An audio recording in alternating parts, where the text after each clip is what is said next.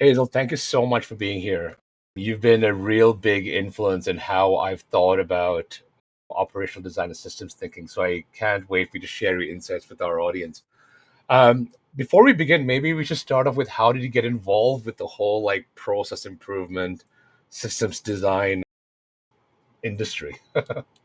Oh, no. Thank you so much for having me, Ramesh. I'm excited. I think this is going to be a good conversation. I love talking about this topic, so I'm hoping that I can add value and not blather on a little bit too much. But just a little bit of my background, so and because that will answer your question. Yep. So my undergrad is in chemical engineering.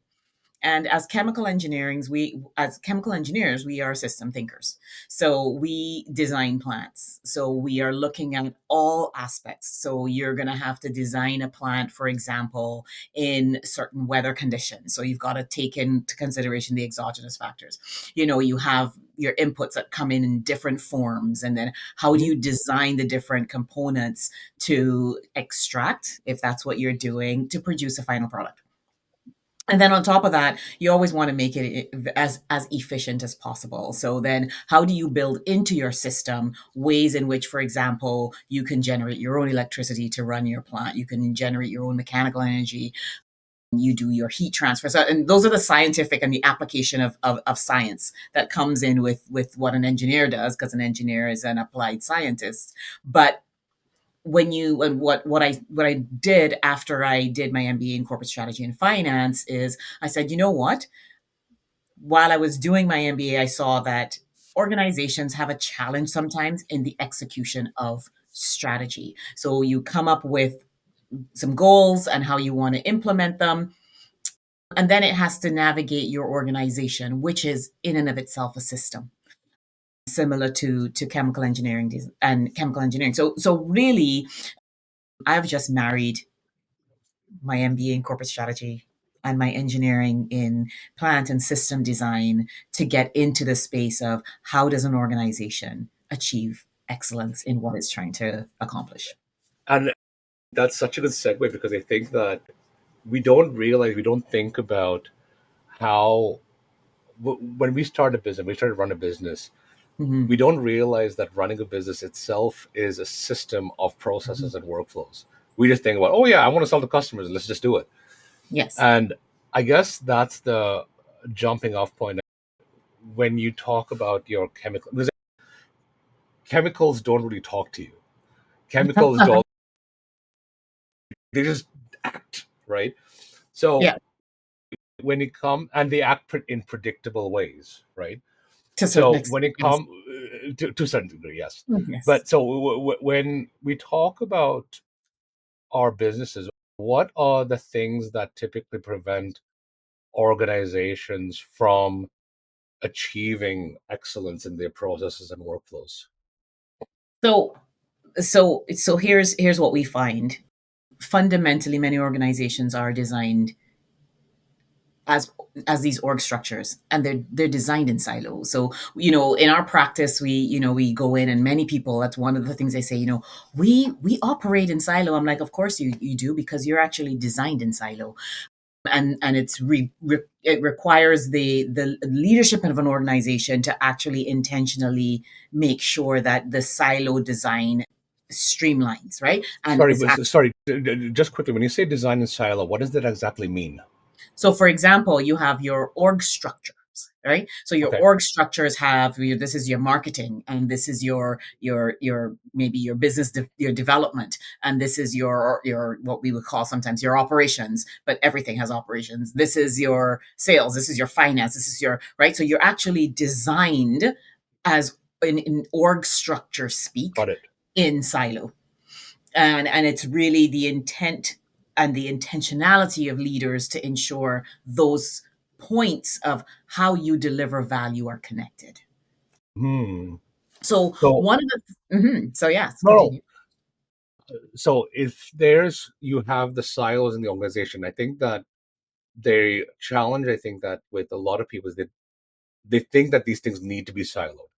Is there a reason why the people there were things on are necessarily siloed? I went back.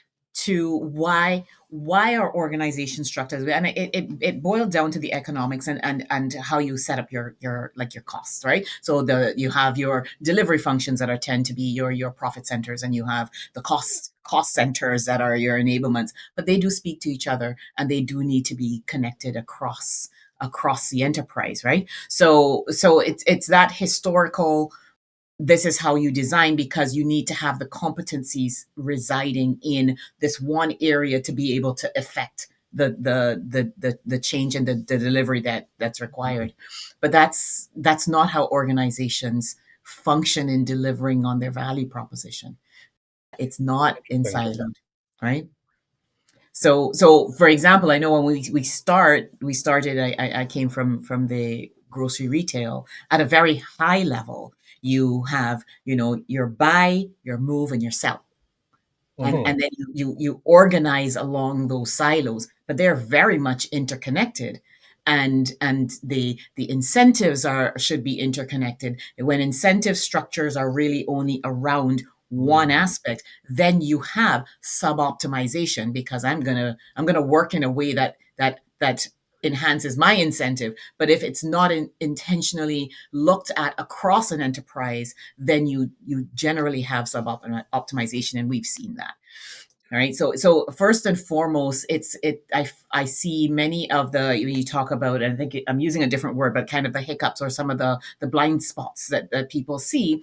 It is when you're not able to have an enterprise view to Mhm. understand what those interconnections need to be within a system, and as a result, you end up with everyone trying to do the best they can. So, because really, I don't see that people go in to an organization to intentionally do the wrong thing. It's just, if they only have one perspective and it's not broadened for them in any way, shape, or form, then you're going to have people who are going to do what they need to do to amplify what they're incentivized by, and that could potentially sub-optimize in other And areas. that's really prevalent, especially in smaller businesses like small Yeah. law firms, right? Because it's really a manifestation of the Mhm. decisions that the leader makes, right? Right. There's no, Yes. and so and I think that's where speaking in my own business, in my own practices, Mhm, mhm. when you're only talking to other lawyers and you're only talking to other people, you have a certain way of looking at the world that you Right. think that this is the only way to practice law. And it's the only way to run law. And I put this in the context of lawyers because that's what a lot of lawyers are, but it's in any small business, right? Right. And we shut ourselves out to other ways of Mhm. doing things, or skinning the cat, as they were, right? Right. And so, from your perspective, yeah, we've Mhm. talked about incentives being aligned as being one aspect of a well One is designed business. mhm. From your perspective, what are some other characteristics of a well designed operation? I think that when you say like cross cutting themes and cross cutting design, would that be a part of it as well? Huge. And so whereas if you go into, like, so I came out of some of very large organizations, and it's the reverse as I've gone on this journey of building a small enterprise. Because whereas in a large organization, things are already built. And so you now have to intentionally say, what is that enterprise view? Hmm. In a small organization, what you're doing is you're kind of reversing that. And it is, well, you are now building the sub components or the subsystems of a bigger system, which is your organization. And you need to be doing that not in a traditional, right? Because we see that we had a, had a client who was like, what, they were lifting up to do a project, and in lifting up, they actually designed the project execution in silo. Well, because that's where you're pulling up the team from. But really, what you want to do is, as you're building your organization, you're building and saying, okay, I need the system, that subsystem that's going to deliver. Right? That's what people Hmm. tend to call their operations. Now I need to build a subsystem around contract management. because in that tax. Now I Right. need to build a subsystem for finance and finance strategy and accounting and making sure that I'm doing the right thing, right? Then I need to create a subsystem around HR. And the reason it's good to think that way is because you sometimes don't necessarily need the whole system for HR to be built at that time. You're small, you don't have the time, so you actually need to just build the components of Yeah. your individual systems when you need it, so you can grow and you're not investing all of these things to To have the build this. flexibility. Right? You need to have the flexibility. You have to recognize you're small. You have to recognize that you need to pace, and you can't, I mean, there's a saying about cutting up the small pieces of an elephant. I'm not saying that, but it's, you don't boil the ocean, so to speak, right? Yeah. You actually do But things. So if yeah, so that would be one of from a person who is building. That's the difference between someone who's coming into a well-established right. organization. Either which way, you need to come in and see it, or you need to be building it with the bigger piece in mind and building the components of that bigger system effectively and pacing it. I think that one of the things, especially when you're starting any business, like starting a law firm, starting any business, and you've got competitors that are much bigger than yours, you might be a little bit Yes, daunted by that prospect. But I think that what you're highlighting is that sometimes when you're starting small, you actually have an advantage you're in 100%. that you have the ability, because when you, in the larger organizations, it takes a lot of time, effort, money, energy to actually change a system. Because you need to get buy-in, you need to get this and that. When you're small, it's you're quick and you can choose, you can be creative. And I think that for me, the what I'm hearing from you is that because we are starting from scratch, Hmm. and especially when we have so much of technology around us, it's Exactly. so much easier to build out a system that works for you. It's really bringing to mind like how business owners, if you just do something small and put your practices in place, it's going to become Hmm. easier for you over the long run. Yeah, yeah. I look at these shows. There's one, I can't remember the name of it, but it's where they marry engineers with cake makers, right? And so, right? Have you I've watched seen this, that? yes. And so you have cakes that are looking like ships that are put in the water that need to move from point A to point B. And you're looking at them and they go, oh my gosh. But what they have done, when you think of it, I love this thing about deconstructing, right?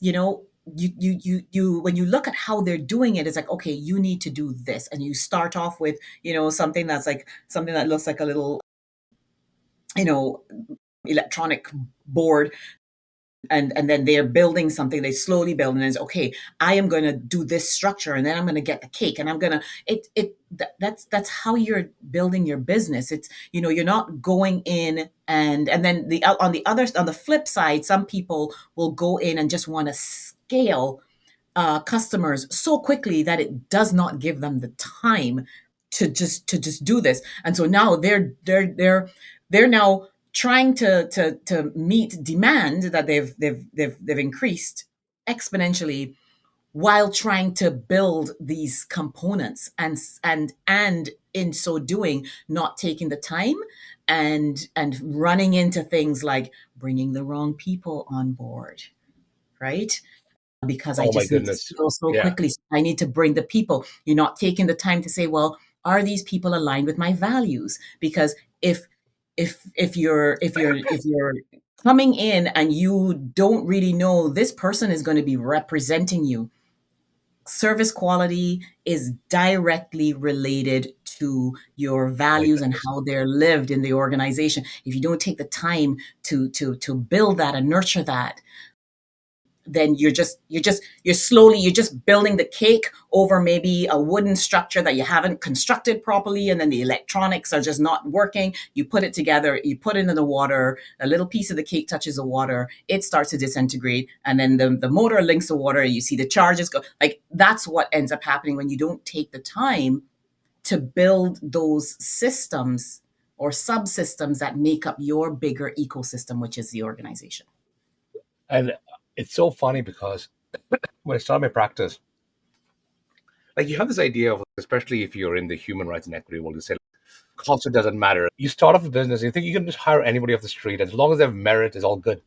And man, oh man, my perspective has changed so much that if you have the right culture, it actually doesn't matter as much about everything else. But as long as you have a good head on your shoulders, you know how to make good decisions, and Yes. you fit the culture, everything else can be taught. Yes. But Mhm. conversely, if you don't have that, oh my Right. goodness, it's a nightmare. Yes. And I've become really obsessed and obsessed is the right when it comes to hiring. Hire really, really slow and do all of your metrics, measurements, and blah blah. If it doesn't work out, let them go as quickly as possible. And if you find something Yes. great, keep them as for as long as possible. Because Yes. hiring is a nightmare.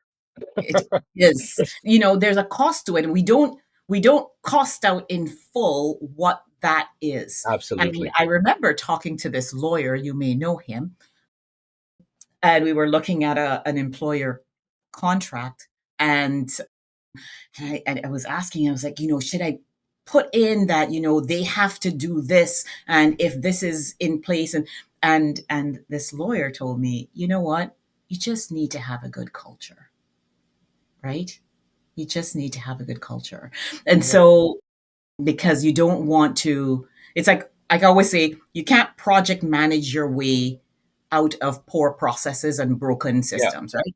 It's just you can't layer on, these legal aspects to force people to behave in a certain way when really if you just focus on having a good culture, you will be able to do that.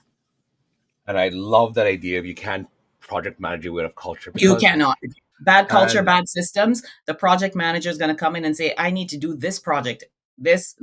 They're not going to look at the underpinning systems that are in shambles. It will say, yes, you know what, we have a block here on the critical path, but they're not necessarily going to go and fix that. So a lot of people would say, you know what, we need to project man, and I've heard that, but no, project management does not. You can't project manage your way out of bad systems. well, That's yeah. when we talk about systems, I would think that there's lots of varieties, right? But Yeah. generally speaking, for a small business, like a small law firm, if you've never put in an operational standards or operator check, like whatnot, right? How do you go about organizing and building out systems? Yeah. So your system is going to be made up of many, many elements. I will always say, and I always tell people, if they ask me questions, I always talk about, well, what's the journey? So I'm very The much a process. process. I'm a process thinker all the way. I was in an organization where someone came and said, the senior leadership doesn't like the word process. Is there another word we can use? And I'm like, yeah, no, it's process. And so you really need to make sure that you've defined your processes. And I say this because once you know what it is that you're doing to get to your outcome, then when you know that outcome, you know how you're doing it, you know where you're starting, where you're ending. If you are problem solving, right? When I say problem solving, it's not just problem pain point, it's gap. So I know this is how I do it to get here. Here is my gap. Am I doing it the right way? Who else is doing this? Who else is solving this problem? And that's where innovation comes in. When you really understand, well, how I need to get there. Well, who else is doing it? And it may Hmm. not necessarily be another lawyer. I worked in aviation and it was like, well, we need to have this tiered service of fixing. Who else does that? Well, IT does that. So how does IT do that? And then how can we use that in the airline industry? When you can understand the how and then where the problems are, and you really understand the problems, then that's where your innovation comes in, because now you can look anywhere to see who is solving this similar problem and what are they doing. Can it be something that we adopt? And then when you understand the process, especially around your end to end, around how you deliver, then you can start looking at technology a little bit more Hmm. effectively, right? And that's and I talk about this as not just AI, but as any sort of technology. Right. Because the fact of the matter is that when we talk about technology, there's so many choices out there. So you need to have a framework to try to figure, okay, if this technology is right for you or not. And Exactly. the simplest way to do it is saying, what's my existing process? I want to minimize my training costs. I want to minimize money, whatnot. Let's make sure that the technology fits into the existing process. Exactly. Exactly. And whether it be AI, whether it be like writing pen and paper, whether it be going, throwing, using like snail mail or Hmm. sending out carrier pigeons, as long Yeah. as it fits into the process, it's going to be okay. It's going to be an easy, seamless piece. Yeah. And I love this idea of figuring out where you want to go and then what are the steps that happen in between. Because a lot of people, they just look at what happens at the end and they will go through a maze trying to get there if that's Hmm. what they need to do on that day, Hmm. on that time. Hmm. And it's by having a standardized process that say this is how we do it, how we get value. This is how IT, this is how different industry does it. Let's mirror that, right? Yes, exactly. And a lot of I've found in our work when we talk about process, everyone thinks, oh, it's so rigid.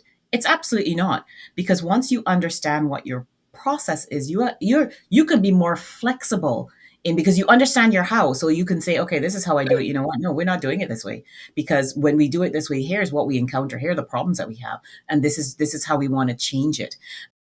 When you only focus on the outcome, that's when the technology salespeople are great because they're going to give you the Mm. outcome, but you don't always know the how. So we worked with a healthcare client, and one of the providers was like, you know what, we were told that yes, we can do this, but it's only when it's implemented. Now I realize that I have got to click through seven screens in order to do that. But if you just looked at the outcome, it will still do the outcome, but it's the Because how, right? they're very good salespeople. They are accept that and they've closed the deal. That's all they care about. But Exactly. they've actually left a really unhappy customer. 100%. I've And seen it so many times. the best part is that this customer is probably going to be locked into a 2 or 3 year contract Yep. with a software service that's performed below expectation, and they Yep. don't know how to get out with it. Yep. And because they're locked into contracts, you know what? We'll just deal. Hmm. And it's terrible. I've seen this over and over again. Hmm. You know, I actually had a I was just talking to a friend of mine, and it was in health. They went, of course, the sales came and gave them this great presentation, and they didn't go down into requirements. And what my friend was telling me is that they went to this organization and they bought this health record solution. Constant problems. They were paying for the people every time they had a problem. They were paying for people to come in and fix it. They're now using paper. yeah. They're back to paper. And the worst off is that they will never invest into another solution again because of their bad experience. Exactly. That initial sale has cost that company so much, all because the leadership in the company or whoever is just decided, you know what, I'm just going to sign this contract without identifying what my needs are before signing it. Say, and it's when we layer time on, right? So because I'm about process, right? Yes, and an outcome, but everything needs to be looked at: process, outcome, and timeline. But what ends up Yes. happening in many of these cases is people look at, well, this is the outcome I want in this time.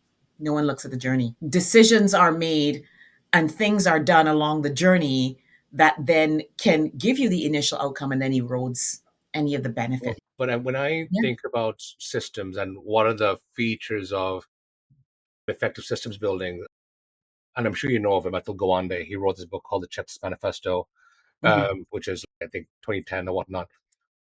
As I understand it, if you're a small business, checklists, SOPs, standard operating procedures are really like the frameworks to start building out and operationalizing things. Are there Mhm. any other sorts of things that people can start accumulating in order to start building out their systems? So I would say, yes, your SOPs are the detail operating procedures, but procedure is very different from process.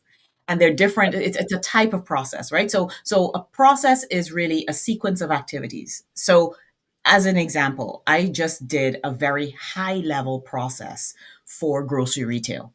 Buy, move, sell. High level, right?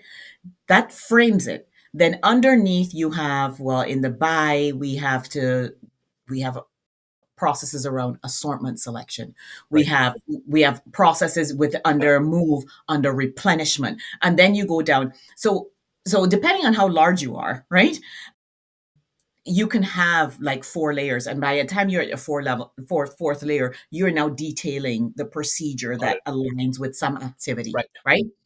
In a small business, you still have an enterprise. I would say you may have, at least you want to map out the process of, okay, here is the what is the value that I deliver to my clients, right? So I Hmm. deliver this value. Now let's take us through the high level process that we do that, right? Yeah. Because once you can get to the process, not so much the procedures, because when you're in the procedures, it's difficult to lift up and do innovation. But Got if it. you have the process, then you can do innovation around, okay, so how is this? How can I do this? How can I do these two things in a more efficient and effective way? How do I do that leveraging talent? How does this other organization do it? Like, that's where that happens. But when you're down in the weeds in your step one, this is what I do. Step two, it's difficult to have the innovation. So I would say, map out your process, do your innovation, and make sure that you optimize it and you leverage technology effectively. Then you build out your operating procedures. So it's funny. You remind me of this book. I think it's called the Service Journey Design, something like that. But Yeah. it talks about client, like what does a client journey look like, and they break it down to Yes. like three questions, like how do they find you, how do they use you, how do they remember you, and that's like the top tier. Yes. And then you can break each of those down into its constituent components. I would ask, how do they remember you? I would actually take that away and specifically put in, how do you make them feel? Because Oh, interesting. that's why they're going to remember you. And because, and so and I would, and it's all out there. This is not proprietary or Yeah. anything that I would recommend anyone starting or wanting to understand is do a service blueprint. Now, a service blueprint has your customer journey, then and you can ask those questions, because in that customer journey, or and in the line of visibility that you identify where you are delivering on their expectations, somewhere in there you should be identifying, what am I doing to impact how they feel, Yeah. right? Because it's how you make them feel, that's how they're going to remember you. Because we are now in the business of client experience all the time. 100%. And it's funny, I think, and I don't know when this shift happened, but Disney's remarkable for this. They talk about everything about experience from Yes. the moment you set foot, from the moment you leave, all about experience.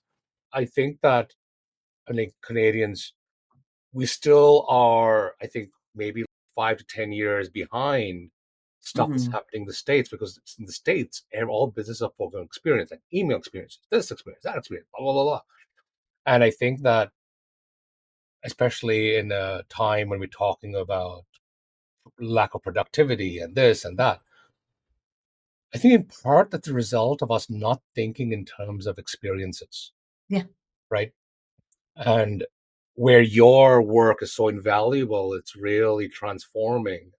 And even that idea of saying, take out how do they remember you to how do they make them feel, that's a really important question, not only at the end, but all throughout the journey. All throughout, all throughout. And so then when you look at your service blueprint, you can start to identify, okay, what, based on my customer journey, what do we want them to feel at this Hmm. point? And therefore, when I look at my service delivery model, what am I doing to make them feel how we want them to feel? Right? Um, you have, and so, because customers and clients, anyone can see through you when they become a transaction. And the thing is that there are law firms out there that build their practice on transact. They build on volume. They will Yes. charge the lowest amount because you're all to them. You're just a number, just a transaction. Right. And they're all. I don't know. I guess it's possible for you to be effective that way if you've got good systems and processes. But I don't know if that's a really good experience on the client and Yeah. of the side of things. Yeah. And it Um, just And it depends too. So, when you, especially when, if you're, if you are a lawyer and you're working, for example, with small businesses and people who are now starting, I mean, they don't know. So even if there is, everyone's always afraid of like the legalese, right? Because I'm going to be signing things that I don't know. And if you can break it down and explain it to them, that's beneficial. That's then getting them to feel, oh, you know what? This person is helping me understand. Hmm. And people will always, if you try to elevate their knowledge, you're all automatically going to make them feel good. Because again, it's about a feeling, right? It's about Yes, a feeling. I think, you know what? I am not intimidated by this person anymore, exactly. right? I do want to move on to some implementation stuff. Yeah, no, definitely. Um, Yeah. so if a lawyer or small business owner is just starting out, what is something they can do in 30 minutes to kick off the journey in operationalizing their business? So one of the things, so I used to teach, and one of the things I always love to do in the teaching is I would draw like a river, and put like boulders. One is at the beginning and four is at the end, and four represents the end of the river, where that's where your customer is, and the one is where your process is begins. And I would always say, what which boulder would you move first? Mm. And most of the times people will tell me boulder one, because they're just going to look in order. But it's actually boulder four. You always want to remove the one that will immediately give your customer value. So I give a Wow. perfect example, right? Let's look at the airport.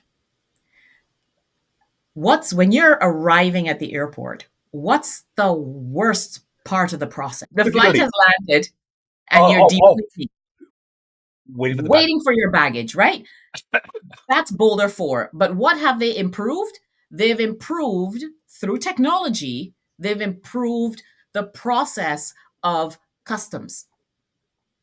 Right. And what that has done is now quickened my time to get to the longest and the worst process, which is baggage. So, if they wanted to truly improve it from the customer perspective, they would have done what they could do to reduce the length of time people wait for their bags, because it's the longest process for people. That's when they are like ready to leave. So the reason I give that as an example, because that might be different from an implementation perspective for different clients.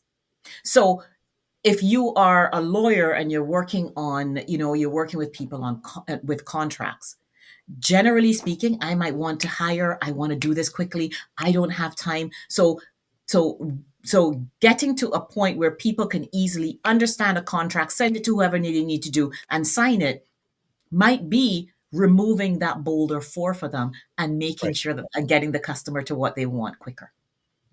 So implementation, in terms of the shortest thing, that is always looking at what is the longest and the most painful for my customer in my value delivery, and how can I remove it so that it is either quicker, it's easier for them to understand, it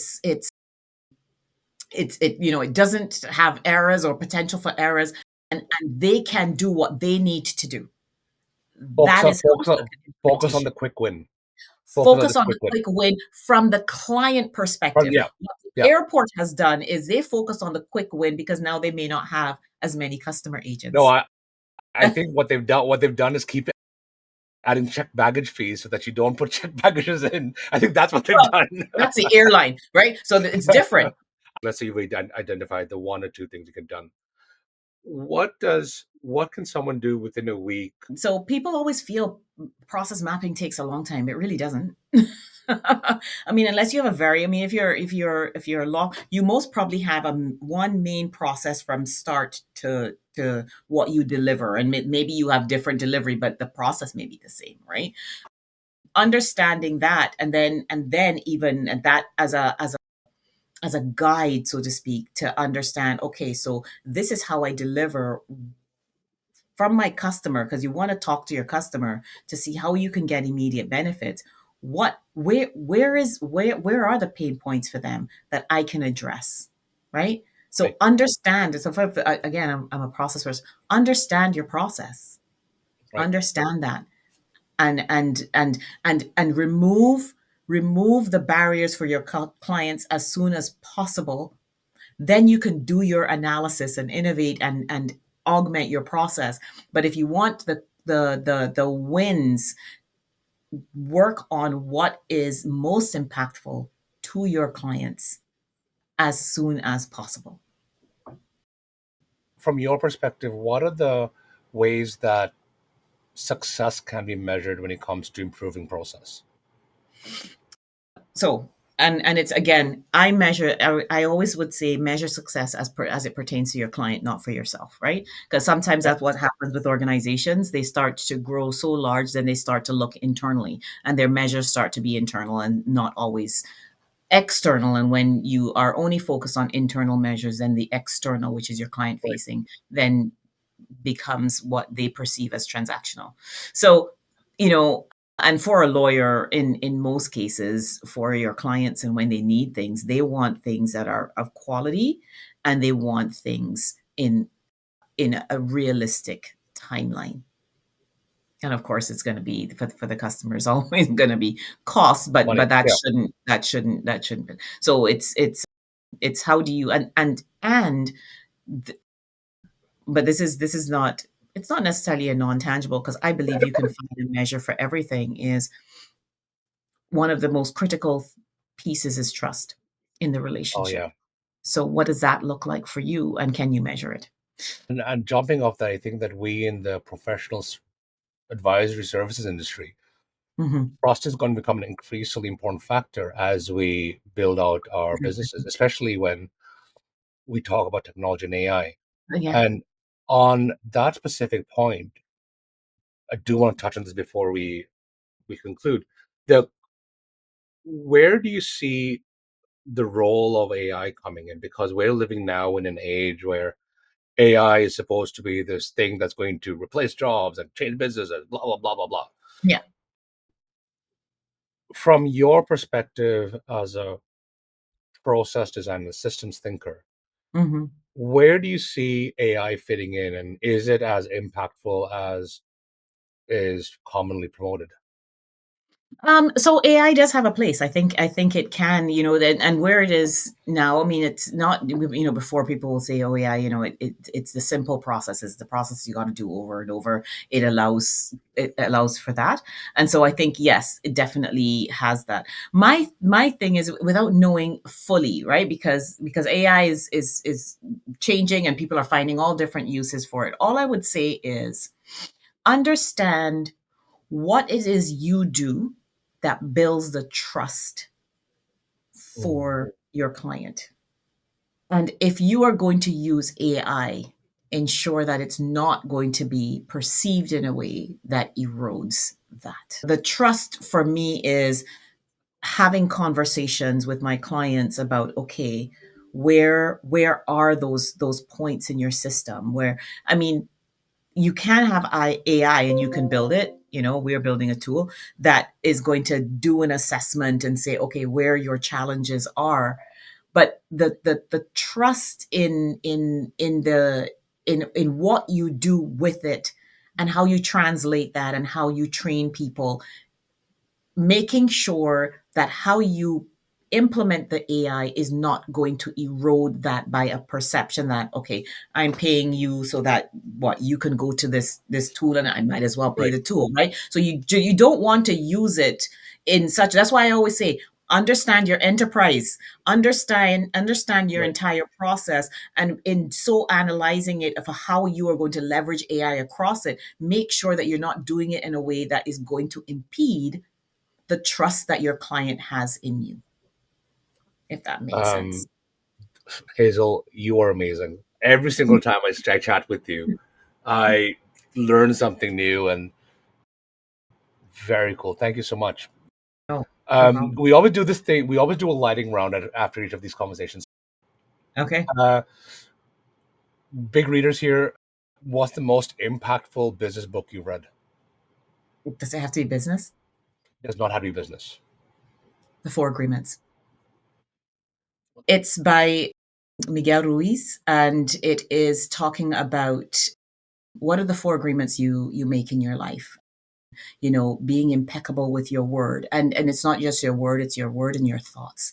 Um, never taking things personally. Don't make assumptions. Like check your beliefs. Like it is so impactful for not just the relationship you have with others, which is so important, as you just said, with with the business. It's a relationship that you also have with yourself, because it's also be impeccable with your word to yourself.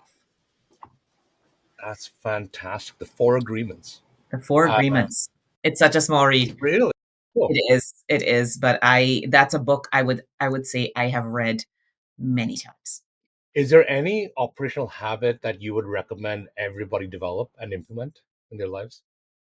One of the things that works for me is, again, it is goals and how you achieve them. And so on a day to day, that is, I normally write down, what I need to accomplish every day. And it's not just, it can be a high level goal, but it's I have a system. So I have a card that has the high level goal, and behind it has the high level activities, and those should translate into my activities for a day to day. Because one of my colleagues even just said, you know what, this year, Hazel, it's about precision. And so I do that because I need to say, okay, is this allowing me to be precise, or am I fading am I going in the weeds? Am I down in the weeds where I shouldn't be? So Right. the lining up the bigger goal with the high level activity within my day to day is allowing me to get my alignment on what Very it good. is I should be doing. Mhm. Um, Last one's going to be might be long, and if it's going to be long, that's Mhm. okay. Best advice for managing email, because I know that you get a lot of email. Oh, I mean, as I sit with a mailbox that has, I don't even know how many unread messages. I think it's also developing, this thought, and that whether good or bad, it's like you don't have to read and open every email. That's the first thing. So, I think I apply there's a lean tool called the 5S, and it's and this and the S's are in they're Japanese, but you have like sort, and it's not just about going in and removing first you go in and you remove what you don't need, right? So in All the email, spam. it's right. So it's recognizing what you don't need. So that's the first thing. And then making sure that you have what is it that you go back and you reorganize it in a way that makes sense, so it's in a way that flows. So I do have my boxes in, like, here's, like, from my team, this is what comes in from. And so then it's the mailbox is actually organized in a flow of priority Mm, based on my priority. And so I right. know what, when it comes in, this is what comes in. Okay, when I see a little one in this particular mailbox, okay, that's a priority that I will need to be able to address it. So 5S is definitely about sorting out what you need and what you don't need. And I've learned how, to identify the emails that I don't even need to read. But you have the emails boxes that I think a lot of people do, but it's how it's organized, because then when within a 5S, you want to reorganize it in a way for you to be effective in your flow. Fantastic. Hazel, how do people connect with your brilliance? Well, you know what? I am on LinkedIn. That is normally the best way to connect with me. And also, we do videos. You can find our videos on our YouTube channel. You can find our videos sometimes are on our LinkedIn. So please, go on LinkedIn, follow us on our Pearl Operational Um, for both YouTube as well as LinkedIn. And yeah, and just connect with me. Always happy. I mean, I do have a full schedule, but always happy to talk about this. And you can even go on our line on our website and schedule a call. If they're, it's like a 30-minute what's front of mind question that you may want, and we can have a bit of a kind of a discovery session. Hazel, our friendship has been like always illuminating for me. And we've known each other for a couple of years, and every single Yes, time, whenever we've chatted, it's just it's long. been an explosion of It's processes. long. And I hope And you remember that when I said a lawyer told me about the culture, that I was talking about you. I appreciate that. But Yes, what's really drawn us together is our shared love of like workflows. And I yes. think in this new world that we live in, workflows are the new IP because it doesn't Yeah. matter about the output. It matters how you get No, there. it's how you get there. That's what we And should focus on. that's, and I think that we're going into a world where a lot of businesses, that's going to be their their unique value. Yes. And you've helped me so much in that regard. It comes Mhm. to my own practice. So thank you. Oh, yeah. So, so again, everybody, I'll link to Hazel's contact info below. And as always, keep pushing forward with your practices and businesses. That's it. Cheers. Thank you, Ramesh. Take care. Once